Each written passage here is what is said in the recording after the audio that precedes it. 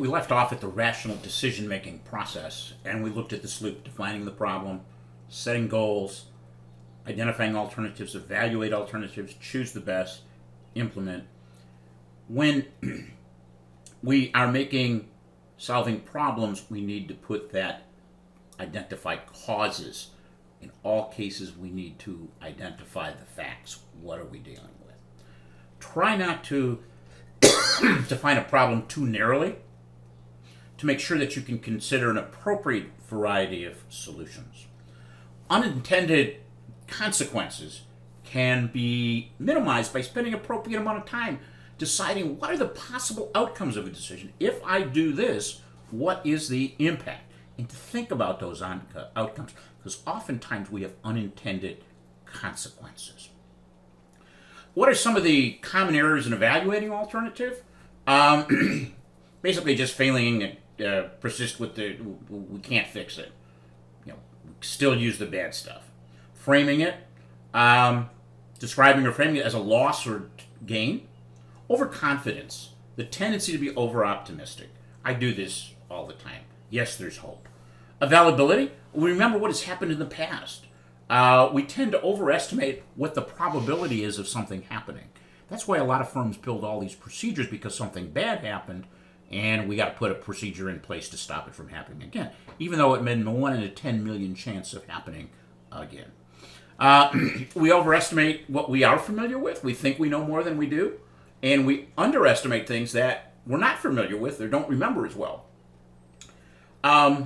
We sometimes anchor ourselves onto something, hold on to it. A dog with a bone. Drawing a general impression about something based on a single characteristic. So what? But as we're doing this, we want to, a lot of times in organizations, we want to get new things out. We want to try new things because we don't know what that better result may be. But we got to be careful not to punish too severely. Seek feedback on your decision. Did this work? So that we're not overconfident. When all goals can't be met, and a lot of times they can't be, what are the decisions that maximize as many outcomes as possible? Come back to Pareto. 20% of our activities give us 80% of the results. And sometimes we try for 100 and we're wasting time and we're not going to get them. So how are decisions really made? Rational. We believe we're rational. We have a certain amount of information, we have a certain time, and we have certain resources available. Oftentimes, we make a satisfactory rather than an optimal decision. The greatest obstacle to a great idea is a good idea. We stop at that and we don't look for the best. Intuition. I'm not cool with that word. Okay? Knowing something instinctively based on experience and expertise. That's not intuition. That's using the history and experiences that you've had. And in my career, I've had a lot of experiences.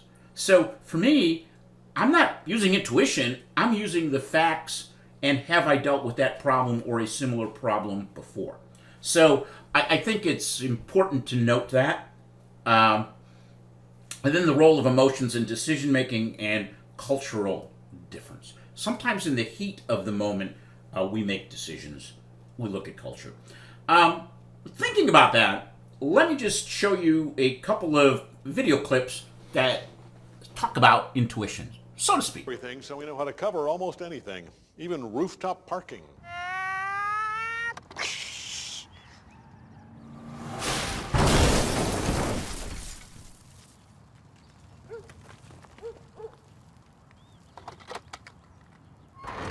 Strange forces at work?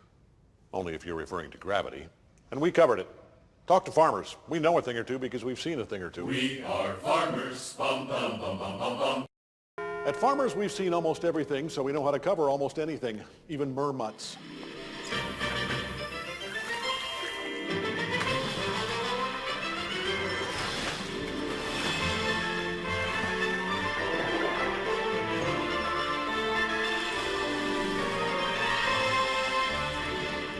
and we covered it February 3rd, 2016. Talk to farmers. We know a thing or two because we've seen a thing or two. We are farmers. Okay, here's a little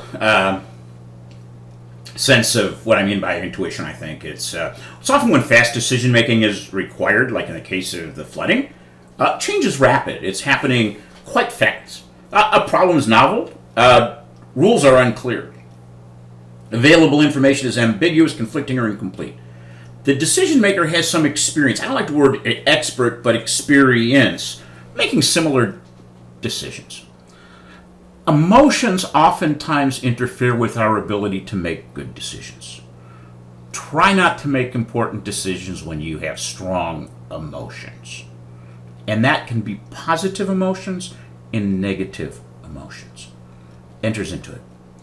Don't expect people from other cultures to make decisions the same way. You're going to work, I work in a global company, you're going to work in the global environment, and we need to respect how cultures make decisions. Let's take a look at group decision making. The University of Iowa leadership style puts them into two: the autocratic leadership style and the democratic leadership style. And with the autocratic, that is, you're centralizing authority, making decisions alone, expecting followers or subordinates simply to follow instructions. Okay? And we see this in all sorts of businesses. But again, you're looking at this theory X, theory Y. Democratic leadership style. You're sharing decision making, shared decision making. That in decision making is, don't be confused between autocratic is doing it without the input. A democratic leadership style is taking all of the information that members of a team or your organization are providing you and then making a decision based on that. Okay? So I want you to really think about that, because a lot of times we assume the military is very autocratic, but if you go back to the D-Day invasion, which we're celebrating an anniversary this year of 75 years, President Eisenhower General Eisenhower, he wasn't president at the time, General Eisenhower made the final decision for the invasion to go forward. However, before he did that, he checked with weather, he checked with logistics, he checked with air support, he checked everything, he got their information, and he made the final decision, but it was based on the input of others. And that's a democratic. So one is with information and engaging, the other isn't. The consultative style, that's what this was, seeking input from others. Participating style, say, what would you do? And the last is laissez-faire, let the employees make the decisions. And sometimes that works. It depends on what the decision is about. Why should groups participate in decision making? The ability to implement it when it's done. Group decision making here is polarization within a group, shifting of risk, who's responsible, and then groupthink. We start thinking the same way. And group where we have support systems that can be used. And to some degree, if we were in person, we would do a lot more of this because we could do some brainstorming in nominal group, but unfortunately, we can't brainstorm online, or can we? I don't know. I'm not going to do that now. We're too far into the semester. Next time I teach it, we will do some online brainstorming. That'd be interesting. So what? Technology can facilitate group decision making when we're together or when we're apart. Next class we'll have that. Then it's creative decision making. Thinking skills, expertise, and task motivation. You'll see in an upcoming one that we can't motivate you. I can't motivate you to do anything. I can create an environment for you to be successful. And to do that, we're going to enhance creativity. Model behaviors that lead to creativity. Hire creative individuals. Sometimes we hire people that are like us, and if we're not creative, we're not going to hire creative people. Don't punish failures. Time pressure decreases creativity. I need this done by this point. You don't have time. So hopefully some creativity has gotten into your weekly reflections as you have a period of reflection. You have a week. And hopefully in your last one, you'll see how you can be very creative. Some of you did that on the last week's. It was great. And when we look at it, we're sort of looking at this model of creativity. It happens when we have the skills, expertise, and we're motivated for it. And I can't motivate you. I can create an environment, as I said. Doing that, it takes time, encouragement. I have to set appropriate goals. And I have to accept as a leader that the projects don't always succeed. And that's okay. And that sort of brings us to the end of decision making. If you have any questions, please let me know.